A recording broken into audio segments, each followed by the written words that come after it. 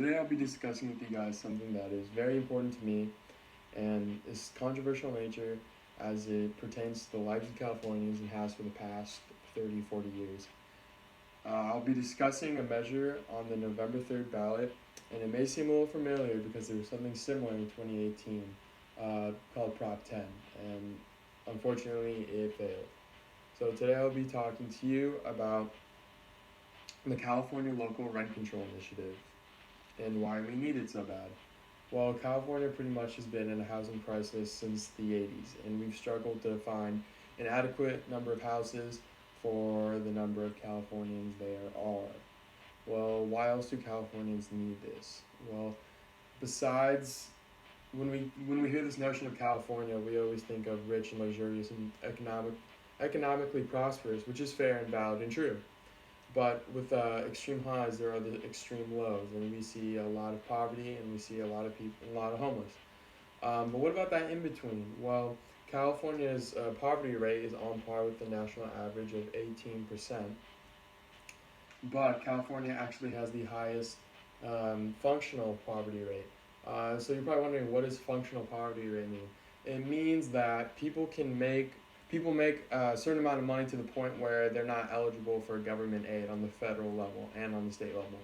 So that means that we can make money, which is my family's a part of that percentage, which means basically that you make enough money to survive. You can pay your rent, you can pay your bills, but there's little wiggle room for the excess, costs that are in everyday life.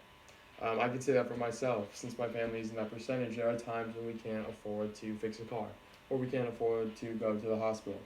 So the functioning poverty rate is really difficult, and it's really hard to explain just because you don't get that help, so you don't feel like you need that help, but at the same time you still struggle, so it's difficult.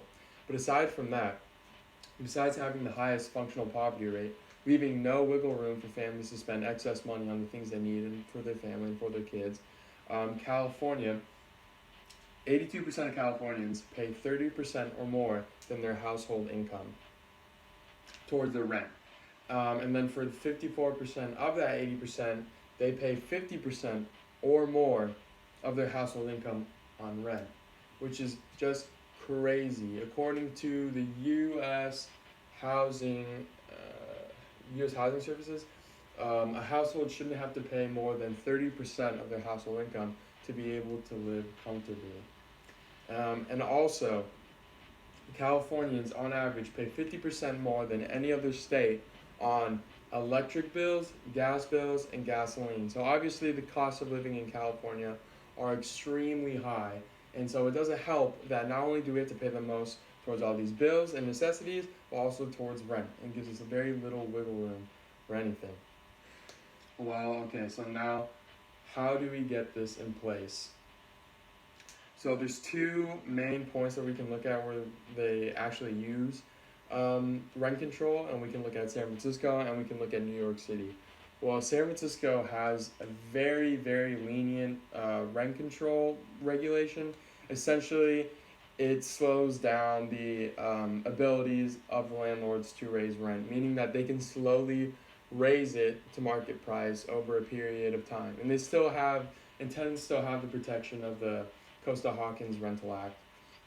So it's kind of a weak way to do it, and we should probably have a stronger rent control, such as what we see in New York City.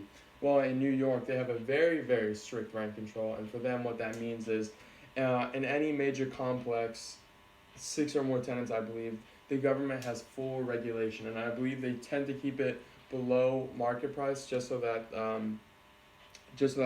the socioeconomic classes of the poor and middle class can afford to live there. Well, now let's look at some hypothetical arguments against rent control. Well, economists tend to say that if housing is cheaper, that means less money towards the landlords, and that means the less money they will want to put into the quality of housing, meaning the things in apartment complexes in larger condos will be cheaper and overall quality of life will decrease. And also the argument gets shifted to the point where we don't need cheaper housing, we need more housing. But to be honest, that sounds more like a ploy for them to make more money.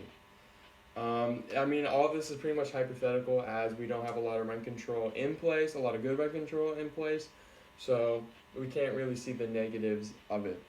But obviously, if this ballot passes in November 3rd, or I guess it would be technically February, that would change a lot of lives for Californians, as California, in fact, actually has the third highest homeless population.